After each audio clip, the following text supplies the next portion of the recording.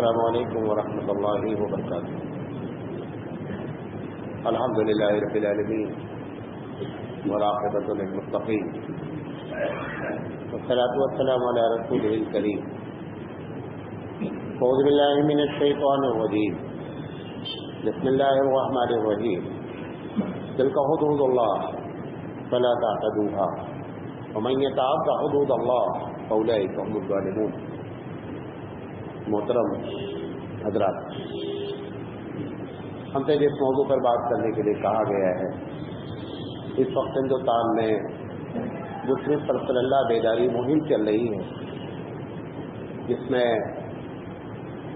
جمعیت کا بھی جو ہے وہ پورا سپورٹ ہے.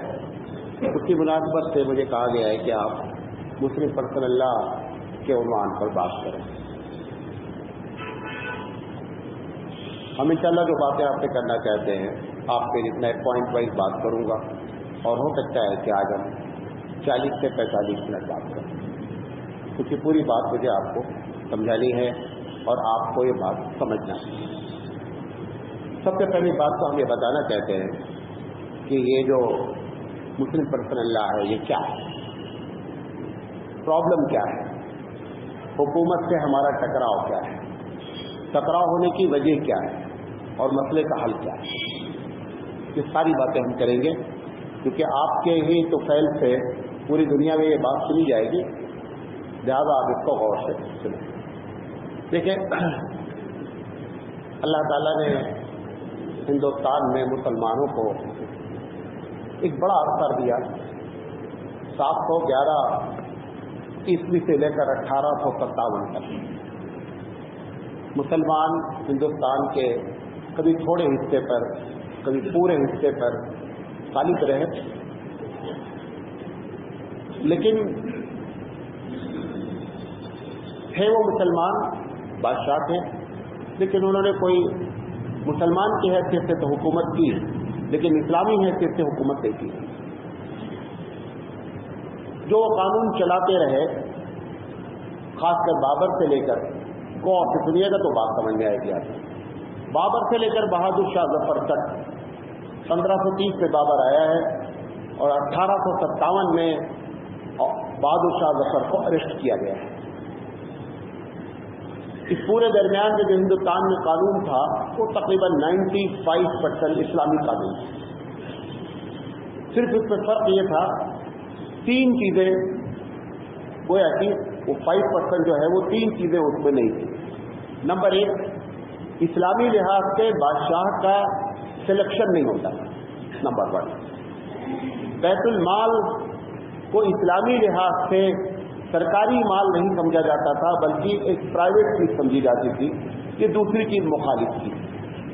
اور تیسری چیز یہ تھی کہ تمام مذاہب والوں کو، جو مسلمان نہیں تھے، ان کو یہ اختیار تھا کہ آپ اپنے مذہب کے لحاظ سے ہر اس جگہ پر جہاں پہ دونوں پارٹی ایک مذہب کی ہوں، مثال کے طور پر لڑکی بھی ایک ہندو ہے، لڑکا بھی ہندو ہے، تو آپ اپنے مذہب کے مطابق جو بھی کرنا چاہیں، سرکار کو کسی قسم کی کوئی انٹرفیئر نہیں ہوگی. اسی کا نام پرسنل لا ہے. مسلمانوں کے لیے نہیں تھا. مسلمانوں کے لیے تو یہ تھا کہ جو قرآن حدیث میں لکھا ہے ویسے ہی آپ کو مسئلہ حل کرنا ہے. یہ 1857 تک معاملہ ایسے چلا. بات سمجھے میری یہاں تک آئی ہے. 1857 میں لال قلعے سے انگریزوں نے جھنڈا گاڑا، اور جب گاڑنے کے بعد جب ان کی طاقت ہوئی، بے شمار حادثات پیش آئے. وہ سب میں نہیں بتانا چاہ رہا ہوں. 1862 میں کیونکہ قانون کے 2 میجر حصے ہوتے ہیں، ایک کو کرمنل لا کہتے ہیں، ایک کو سول لا کہتے ہیں. تو سب سے پہلے 1862 میں انگریزوں نے کرمنل لا کو جو چلا آ رہا تھا بابر سے، اس کو انہوں نے چینج کر دیا. چینج کرنے کی بنیادی جو وجہ تھی وہ آپ کو جانیں، وہ بڑی ضروری بات ہے. کیونکہ بھارت کو غلام بنانا تھا، اور وہ قانون اسلامی طریقے پر چل رہے تھے کرمنل لا کے، لہذا وہ بھارت غلام نہیں بن سکتا. لہذا انہوں نے بابر کی ان ساری چیزوں کو چھوڑ کر کے انہوں نے قانون بنایا. ایسا قانون بنایا جس کو انڈین پینل ایکٹ کہتے ہیں.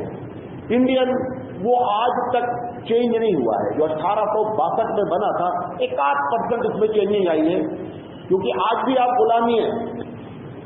क्या गुलाम उन्होंने क्या किया था उस कानून में, एक छोटी सी मिसाल देता हूं जो आज भी कानून में मौजूद है। पुलिस वालों को यह अख्तियार है कि किसी भी शख्स को हिंदुस्तान में शक की बुनियाद पर बगैर किसी वारंट के अरेस्ट कर सकते हैं। बाद में आप साबित करते रहिएगा कि साहब मैं बेगुनाह, वो अलग मसला है। लेकिन जिस वक्त वो चाहें किसी भी शख्स को ये कह करके कि मुझे आपके ऊपर शक है, वो आपको अंदर कर सकते हैं। उसके बाद जो होगा वो देखा जाएगा। ये कानून 1862 में अंग्रेजों ने इसलिए बनाया था कि आजादी की जो भी बात करे, अगर जर्रा भी हवा लगे तो उसको अंदर करना आसान हो जाए। लिहाजा उन्होंने सबसे पहले 1862 में क्रिमिनल लॉ को चेंज किया ताकि भारत और भारतवासी गुलाम हो सके। 1862 के बाद हिंदुस्तान 1947 में आजाद हो गया। 1947 से पहले अंग्रेजों ने 2 चेंजिंग और किया।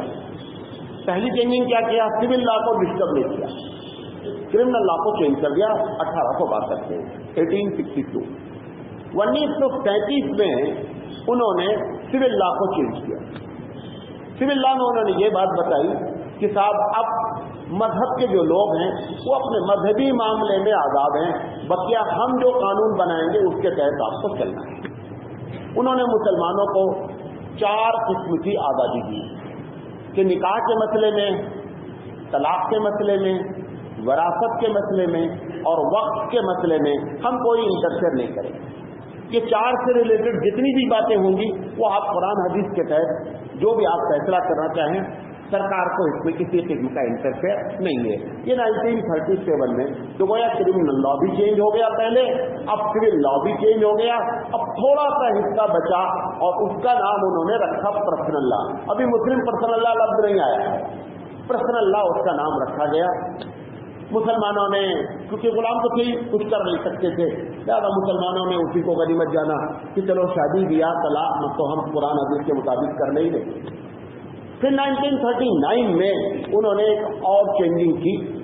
ये जो उन्होंने 1937 में किया था, इसका नाम उन्होंने रखा था कि शरीयत एप्लीकेशन एक्ट। उसके बाद 1939 में ऐसा हुआ कि मुसलमानों में औरतों के साथ बड़ा जुल्म हुआ, तो औरतें जो है वो अदालत में गई। तो उन लोगों ने कहा कि भाई आपका ये कानून है, कुरान हदीस के मुताबिक आप फैसला कीजिए। लिहाजा 39 में उन्होंने ये कह दिया कि वो जो आपकी अदालतें हैं, आपके मौलवी हैं, उसके बजाय आप अदालत का दरवाजा भी खटखटा सकती हैं, लेकिन हमारे जज जो फैसला करेंगे वो कुरान हदीस के मुताबिक ही करेंगे। लिहाजा उन्होंने जो फिक़ह की किताबें थी, खासकर हिदाया, उसका उन्होंने अंग्रेजी में ट्रांसलेशन किया और अपने जजों को और वकीलों को पढ़ने पर मजबूर किया कि अगर मुस्लिम केस आता है तो अकॉर्डिंग टू दैट आपको डिसीजन देना है। वो फैसला कुरान हदीस के मुताबिक होगा, लेकिन वो हुकूमत का दरवाजा, अदालत का दरवाजा खटखटा सकती है। ये 1939 में हुआ। उसके बाद 1947 में भारत आज़ाद हो गया। आज़ाद होने के बाद 47 से लेकर के और 50 तक भारत कानून बनाता रहा। अभी तक वही कानून चल रहा था। 50 में जब कानून बनाया गया, भारत का आईन जो मुरतब हुआ, संविधान जिसे आप हिंदी में कहते हैं, उसमें बहुत अच्छा कानून बनाया गया। उसमें एक धारा ऐसी रखी गई जिसको धारा 44 कहते हैं, आर्टिकल नंबर 44। उस धारा में ये बात रख दी गई कि हिंदुस्तान एक सेकुलर मुल्क है, लिहाजा सरकार को चाहिए, कानून नहीं बनाई, ये रिक्वेस्ट की गई, सरकार को चाहिए जो भी स्टेट हो कि वो कोशिश ये करें कि एक देश हो और एक कानून हो। मतलब हिंदू मुसलमान ये जो आप अपने तौर पर शादी करते हैं, तलाक, वो सब हट करके पार्लियामेंट एक कानून बना देगी, उसी के तहत आपको रहना चाहिए। कानून नहीं बनाया गया, एक रिक्वेस्ट की गई। ये धारा नंबर 44 आर्टिकल नंबर 44। जब ये कानून बन करके 50 में आया और वो धाराएं पढ़ी गई तो मुसलमानों के जो MP थे, खासकर चेन्नई के लोग, उन्होंने जबरदस्त इस पर एक्शन किया اور پارلیمنٹ میں اس پر ہنگامہ کیا گیا، ان کو اپیل کی گئی کہ صاحب یہ دھارا 44 جو ہے نا وہ ہندوستان کی آئین نمبر 25 سے ٹکرا رہی ہے۔ 25 میں کیا لکھا ہوا تھا؟ 25 میں لکھا تھا کہ بھارت کے تمام بھارت واسیوں کو اپنے مذہب پر پورا عمل کرنے کا اختیار ہے اور اپنے مذہب کا پرچار اور تبلیغ کرنے کا بھی اختیار ہے، دوسروں کو بغیر ڈسٹرب کیے ہوئے۔ تو ہمارے جو ممبر آف پارلیمنٹ مسلم تھے انہوں نے ان دونوں دھاراؤں کو کہا کہ یہ کراس ہو رہی ہیں۔